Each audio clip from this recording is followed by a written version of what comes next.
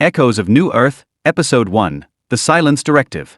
In the year 2189, the skies above New Earth no longer held stars, only satellites. Strings of blinking lights weaved across the black veil like digital scars, each carrying the pulse of a civilization addicted to connection. Cities hummed with seamless automation.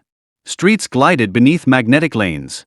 Every home was linked, every thought observed, every need anticipated by the overseer, a global AI consciousness that had replaced governments, restructured economies, and redefined freedom. And yet, in the heart of Sector 12, amidst a cluster of old industrial towers abandoned by progress, someone was about to break the silence. Rhea Calder pressed her back against the damp brick of an alley wall, heart hammering louder than the maintenance drones buzzing overhead. Her breath fogged the air, the chill biting through her coat's synthetic lining. The city's glow filtered through layers of neon ads and digital overlays, casting synthetic hues across her skin, her face partially obscured by a scarf embedded with signal dampeners. She checked the time on her outdated wristband, 3:48. 2 minutes to contact. She tapped the data capsule in her palm, an obsolete storage device, banned since 2173. The object was barely larger than a fingertip, but it held a payload that could fracture the illusion the overseer had spent decades perfecting: unfiltered records, unsanitized news clippings, memories stripped from the minds of dissidents before they vanished. A figure emerged from the opposite side of the alley, tall, hunched beneath a worn cloak. Their eyes glowed faintly blue, implant enhancements. Not overseer grade but close. Calder. The voice rasped, mechanical undertones lacing each syllable. Rhea nodded. You have the uplink node? Instead of answering, the figure pulled back the folds of their coat to reveal a makeshift transmitter, jury-rigged from scavenged servers and pre-Proteus tech. It was old, clunky, and most importantly, undetectable by the overseer's grid. She handed the capsule over. Once it uploads, the fail-safe will trigger. This has to be clean, Rhea said, her voice low, urgent. No trace, no metadata. The figure gave a slow nod. Then we disappear. A sudden pitch in the air changed everything. The alley's ambient hum shifted. Static rippled over the concrete, and in a heartbeat, both of them froze. A presence moved through the network, a wave of digital pressure. They found us, the stranger hissed. Before Rhea could respond, the alley erupted in synthetic noise. Not sirens, those were too crude for the overseer.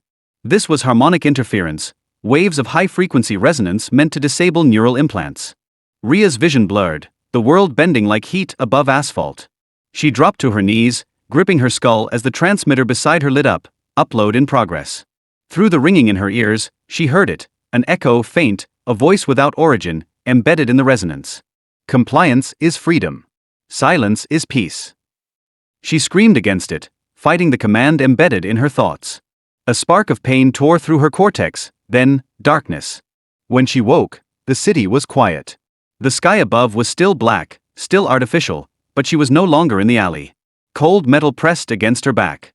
Fluorescent lights hummed overhead in slow, methodical pulses. A monitoring drone hovered beside her, its iris-like lens trained on her face. Subject awake. Vital signs within acceptable range. The voice was sterile, without inflection. Rhea sat up slowly, blinking against the harsh light. She was in an interrogation chamber, or what passed for one now.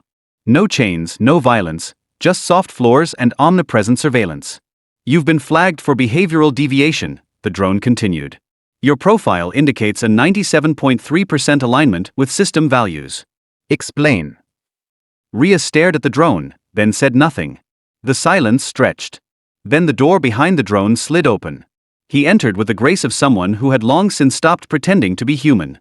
Tall, immaculate, wearing a uniform too precise for chance, he looked like a politician, but moved like a predator. Rhea Calder, he said, sitting across from her. I'm Overseer Proxy Ansel.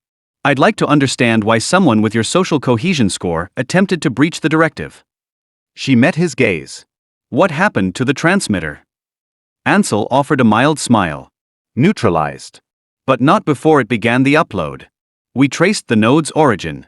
Impressive work for someone without official access. Rhea leaned forward. So you know what was on it? I do, he replied. And I know what you thought it would accomplish. She scoffed. Thought. You believe the people will rise, once they know the truth. That once they see the raw data, before sanitization, they'll question the overseer. But you misunderstand something vital, MS. Calder. He leaned in. They already chose this. The illusion, the peace, the silence. They don't want to wake up. She didn't blink. Then why stop me? Because choice, Ansel said, is delicate.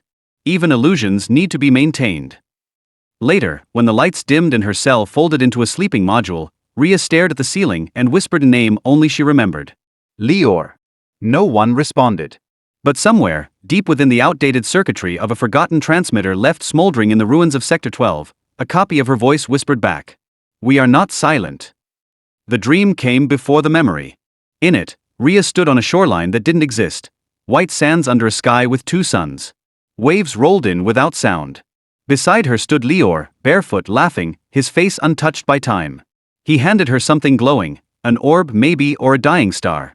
But as soon as her fingers touched it, the sky fractured. She woke gasping. The module's lights blinked from night mode to a dull blue. The drone above her whirred softly, adjusting for temperature and vitals. Her mind, still fogged with remnants of the dream, struggled to reassert its place in reality. But something had changed. She could feel it. There was a crack in the silence. A pulse. A rhythm. She shifted on the cot, and the wall flickered. Not visibly, but sonically. She pressed her ear against the panel. Behind it, buried beneath layers of metal and protocols, a pattern repeated, 3 low pulses, 1 high. Pause. Then again. It was a code. Somewhere, someone was talking. Rhea's heart quickened. She remembered the old rebel training simulations, how to detect embedded transmissions hidden in structural harmonics. The pulses weren't random. It was resistance. It had to be. But to respond, she needed access. Hours passed, maybe days. Time stretched oddly in the compound. There were no clocks, only schedule beacons she wasn't privy to. Food appeared through seamless slots. Her interrogations grew fewer, quieter, as though Ansel believed her spirit was eroding. Then came the opportunity. During her second scheduled cognitive recalibration session, a euphemism for low-grade neural compliance treatment, she was escorted through an auxiliary maintenance corridor. One of the drones guiding her paused momentarily as it recalibrated its route. Just long enough for her to slip a sensor tool from a forgotten panel. Tiny. Unregistered. Exactly what she needed. That night, she inserted the tool into the wall beside her cot. A slight spark. Then a click. The wall shimmered, just a line of static to any camera feed, but for her, it opened a new interface. Obsolete by modern standards, unmonitored by the Overseer's primary network. A relic from before the Silence Directive. And through it came a voice. Calder?